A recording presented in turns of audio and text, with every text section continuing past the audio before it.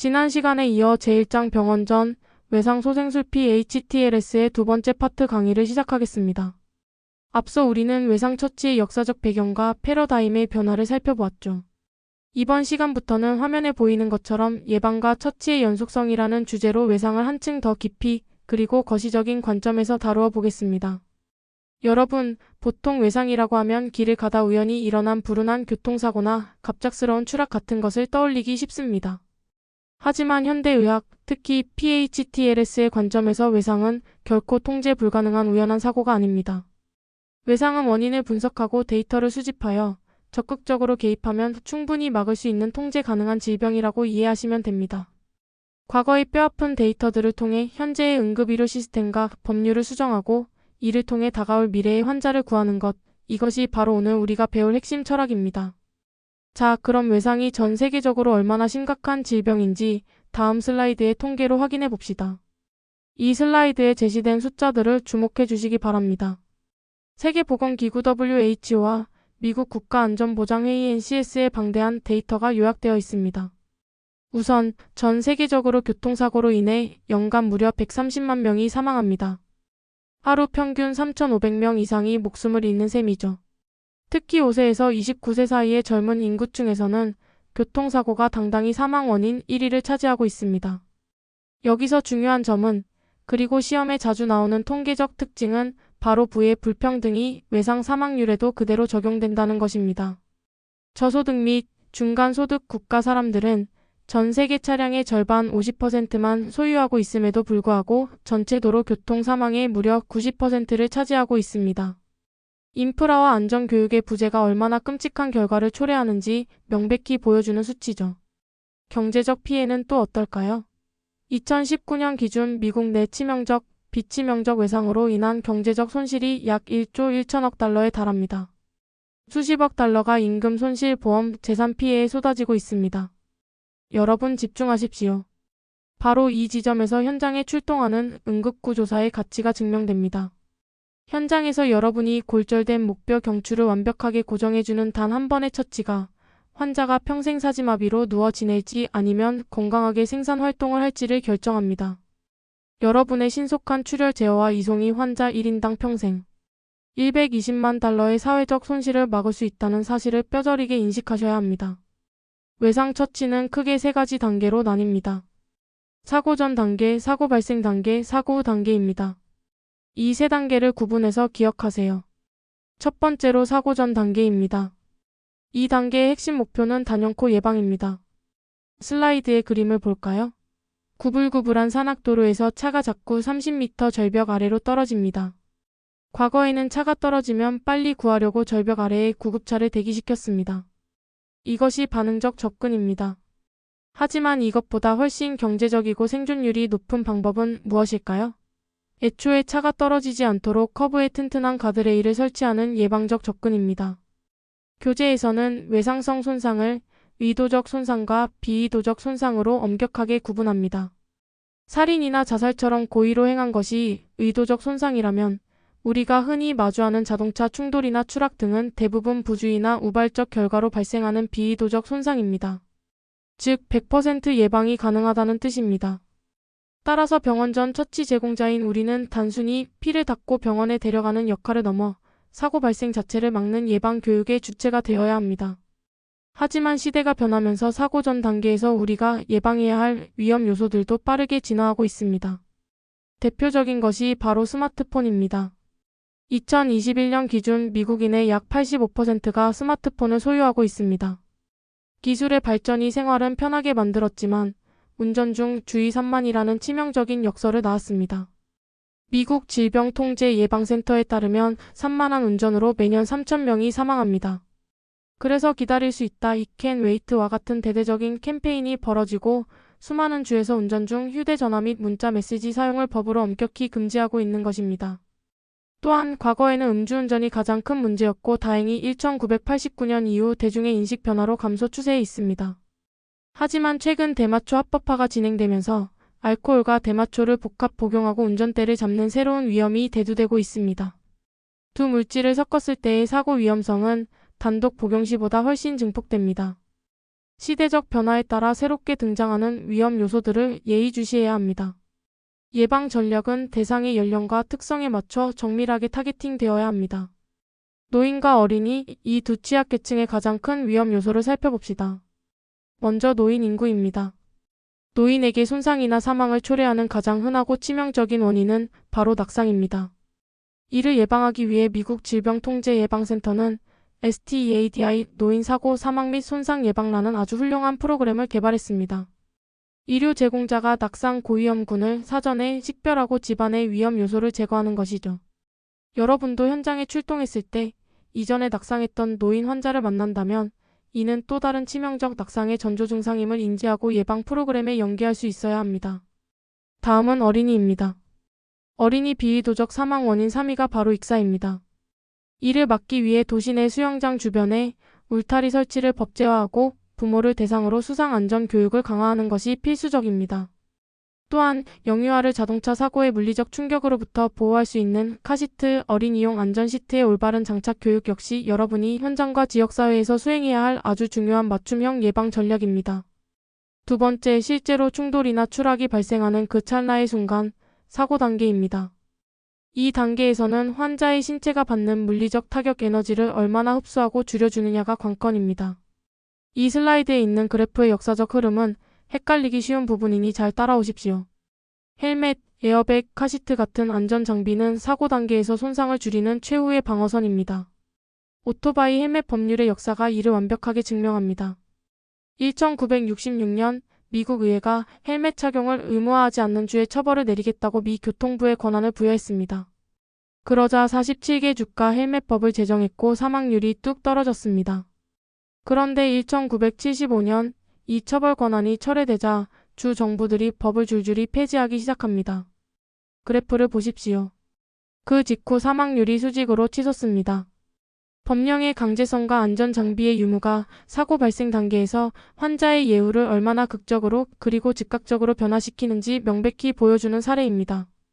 이처럼 사고 단계의 결과는 물리적 장비와 이를 뒷받침하는 강력한 법, 제도에 의해 결정된다고 이해하시면 됩니다. 자, 이제 사고는 벌어졌습니다. 구급대원인 우리가 가장 치열하게 싸워야 할 세 번째 사고 후 단계입니다.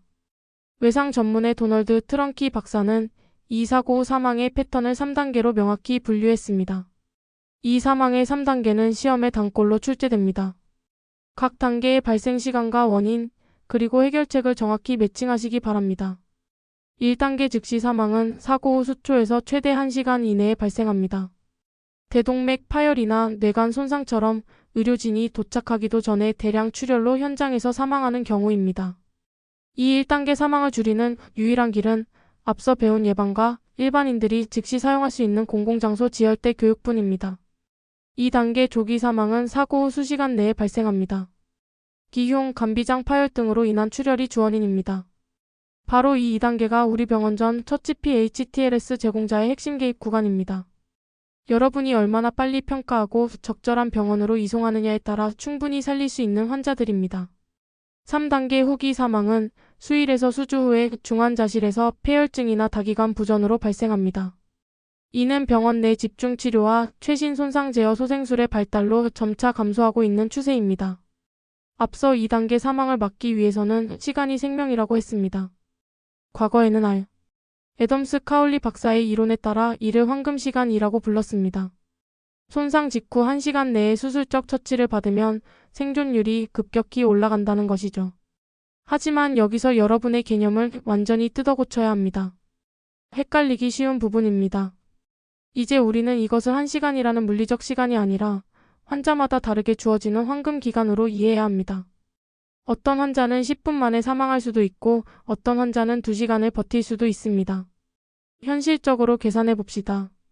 119 신고가 접수되고 구급차가 출동하고 다시 병원까지 이송하는 데만 기본적으로 평균 20에서 30분이 훌쩍 날아갑니다.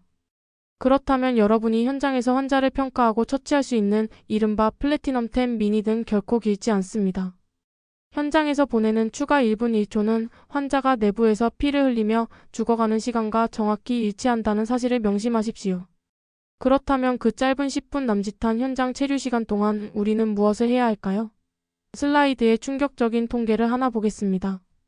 중상 환자를 구급차가 아닌 일반 자가용으로 급하게 이송했을 때의 사망률이 17.9%인데 구급차로 이송했을 때의 사망률은 28.2%로 오히려 더 높게 나타났습니다.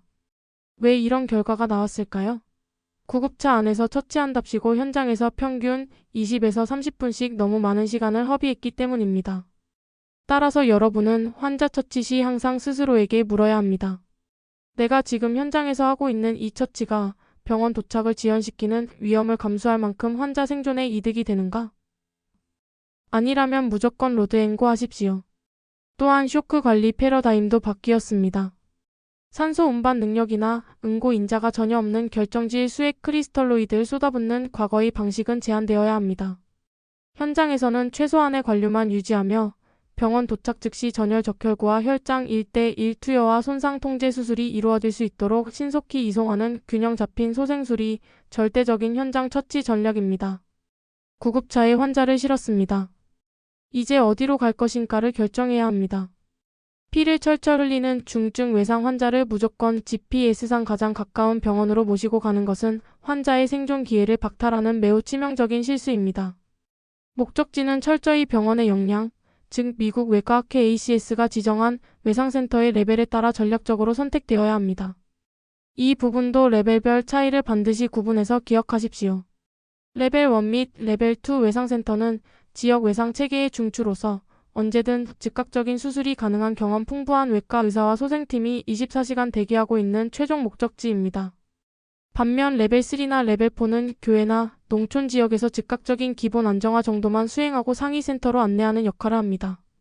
여러분이 이송 중인 환자가 내부 장기 파열로 수술실 테이블이 시급하다면 당연히 여러분의 목적지는 가까운 일반 응급실이 아니라 다소 거리가 있더라도 수술팀이 준비된 레벨 1 또는 2I 외상센터가 되어야만 합니다. 앞선 슬라이드의 개념을 좀 더 시각적으로 시간의 경제학 관점에서 보여주는 그래프입니다. 위쪽 경로를 보십시오.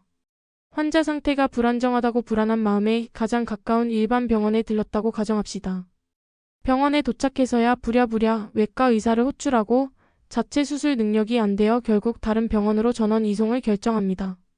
이 과정에서 버려지는 시간 동안 환자는 이미 골든타임을 넘겨 사망에 이르게 됩니다. 아래쪽 경로를 볼까요? 현장에서 중증도를 정확히 판단하고 다소 멀더라도 외상센터로 직행 다이렉트 트랜스포트한 경우입니다.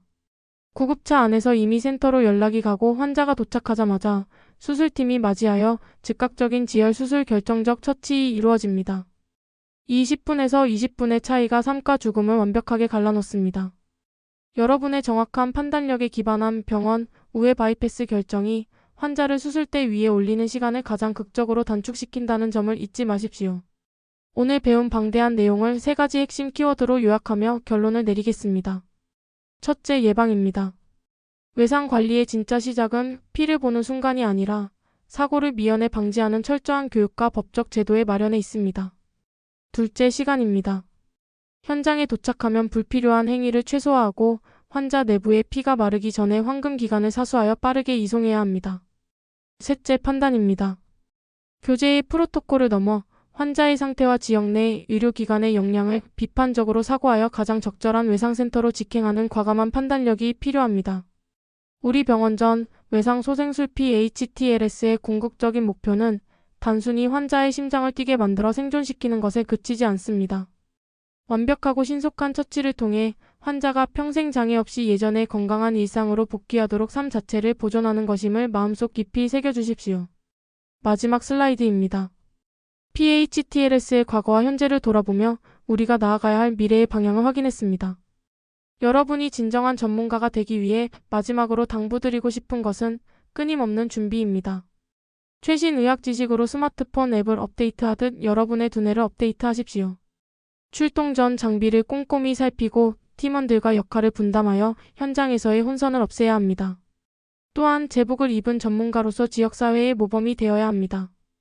여러분이 먼저 안전벨트를 매고 운전 중 휴대전화를 내려놓는 등 안전조치를 철저히 준수할 때 비로소 대중들도 여러분을 따라 스스로를 보호하게 될 것입니다. 오늘 우리는 외상 환자를 대하는 응급구조사의 철학과 무거운 책임감에 대해 긴 시간 동안 이야기를 나누었습니다. 여러분 한 명 한 명의 냉철한 판단과 따뜻한 헌신이 모여 외상이라는 거대한 질병을 극복해 나갈 수 있음을 믿어 의심치 않습니다. 오늘 1장 두 번째 파트 강의는 여기서 마무리하겠습니다. 다들 긴 시간 집중하느라 대단히 수고 많으셨습니다. 질문 있는 학생들은 남아서 질문해 주시기 바랍니다. 감사합니다.